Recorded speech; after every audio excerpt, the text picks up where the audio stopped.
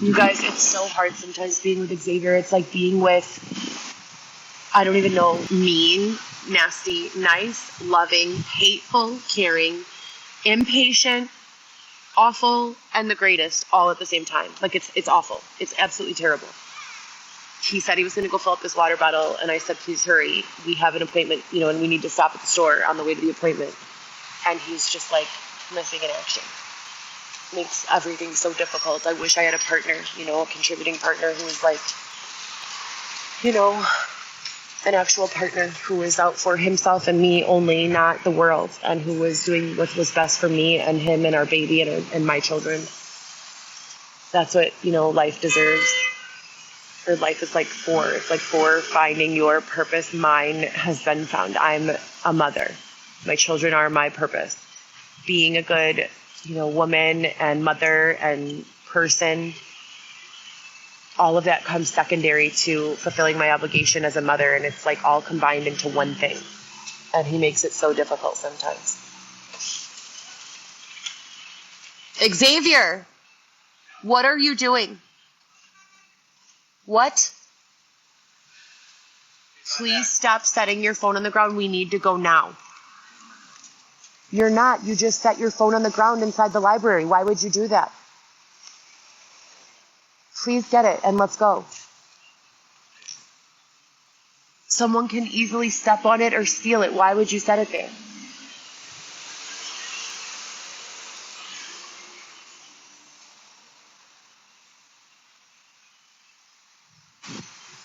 So anyways,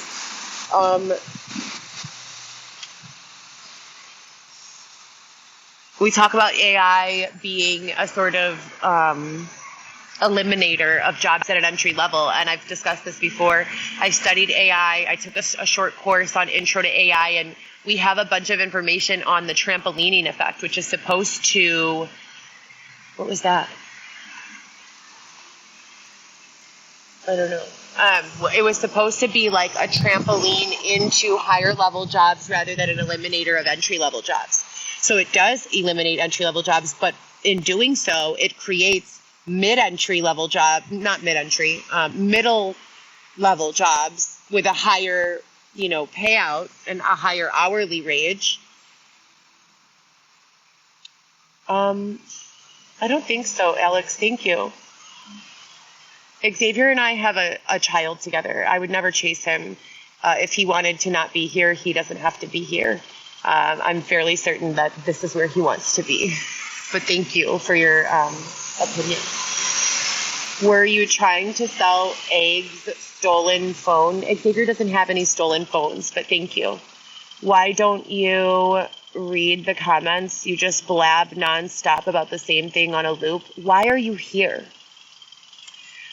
Treat your partner as an equal. I wish I could skip bandit. I truly wish that I could. The problem is when I'm dealing with Xavier as an adult and he isn't making adult decisions that are for his own best interest and my best interest, I have to treat him like a child, so it does get in the way sometimes. Why doesn't he have Xavier's last name? So it looks again like this is one of those times that I'd really love for someone with any sort of authority to pay attention, because there is a very intentional current of hatred that is being flowed into my page. There are tons of people who think that I'm great or are indifferent or don't care at all. Why are they being oppressed from my page? And why is there a strong current of hatred coming through my page? And that is what I would like to be seen immediately right now, and what I would like the law to prevent. I am not asking for there to be some sort of virtual authority that doesn't allow for, different perspective to be shared. That's totally fine. But what I am suggesting is that it should 100% be illegal to flow with intention a current of hatred into someone's life. This is my page. It's not your page. It's not anyone else's page. Anyone can open a page. It is your right. You can go open a page of your liking. It is not acceptable for a current of hatred to jump onto my page and begin abusing me. That is not acceptable. And the implications with the false allegations, and all of that has real world effects on reputation, brand, name, etc., and so forth. And we are long overdue. This is 5 years of me documenting this meticulously, sharing it with the authority, being incredibly articulate about what is going on this end. You don't have to be a rocket scientist to understand how this would affect someone's ability to do business, their reliability, their reputation, etc., and so forth. This is detrimental. This type of behavior should be shut down, immediately. It should not be, well, Heather, get offline. Absolutely not. Heather should be allowed to sit online on her page for 24 hours a day if she so chooses. But the hatred, that would be like if I were sitting in, this is what I want you guys to understand. This would be like if I were sitting in my living room doing whatever I want, and all of a sudden I looked up and there were 100 people in my living room telling me to fuck off, that I was ugly, that I was undeserving of love, that is illegal. All of those people would be arrested for trespassing, harassment, slander, libel, and even assault. This is my virtual living room. If you don't want to be here or you have nothing nice to say, get out. Period. These law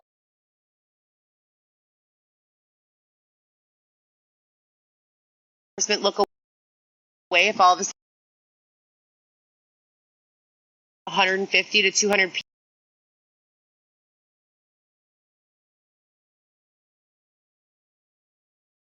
people surrounded me and started spewing hatred at me.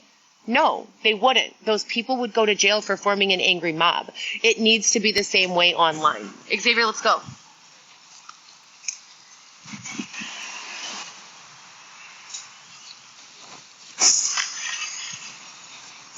So anyways, yeah, that's the law, and that is my hope and aim and direction for the campaign of virtual law. On top of that, I have a whole bunch of other human rights allegations that I have been documenting on and reporting on for quite some time.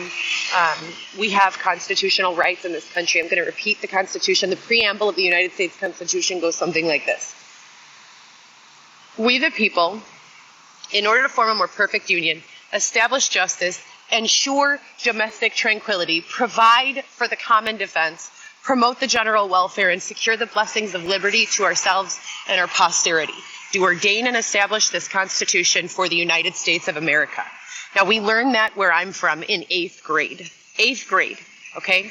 So the fact that we have full grown-ass adults sitting in these rooms being mean, harmful, rude, slanderous, it's just beyond my level of understanding. I don't get it. And the fact that for 5 years this type of thing has been going on and we've not been able to build out an AI filter to prevent it, that is obscene. I mean, that just does not even make sense to me. It can't be real, So I am really hopeful that in the next few months, year, whatever, these types of filters will, get rolled out. I'm also very hopeful and feeling like there's a huge chance with all of this proof and all of this documentation that I should be receiving a large, dollar amount for all of this. No one pays me to be, harmed, bludgeoned, raped, stabbed, have my belongings robbed from me.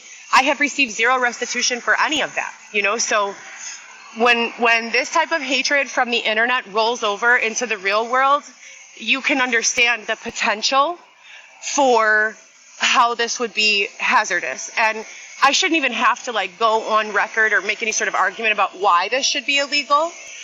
It is illegal, as I said before, just like harassing and stalking someone in person would be illegal or unlawful. It is also illegal and unlawful to do so online, so period. If we can't get to the point where we are blocking out these IP addresses and IMEIs and UDIDs from the actual, the actual website or platform or app. Say, for instance, it's TikTok. The United States is making claims that TikTok is based out of China or whatever their claim is against the app or the platform or the software.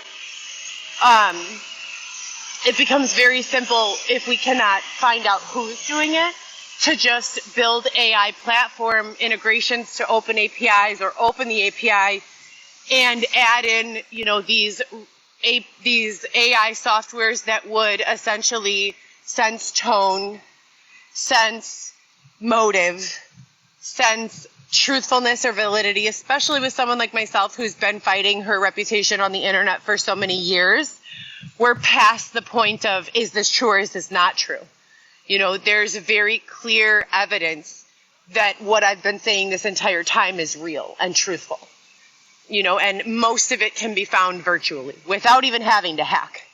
Okay, so put all of that into a big pot of truth soup and start rolling out some sort of options for every single app-based or software-based technology to be able to defend their reputation preemptively before it becomes a problem. And yeah, I read the comments a lot. Like I said before, some days it feels like I have a whole bunch of support. It feels like there is a current of love and support and understanding and intelligence and people who want to have intelligent conversation about making the world better for everyone. And I love that. And then I do read the comments. But on the days when it's just this trash, I can't even acknowledge your comments with a response. So you guys have a great day, okay?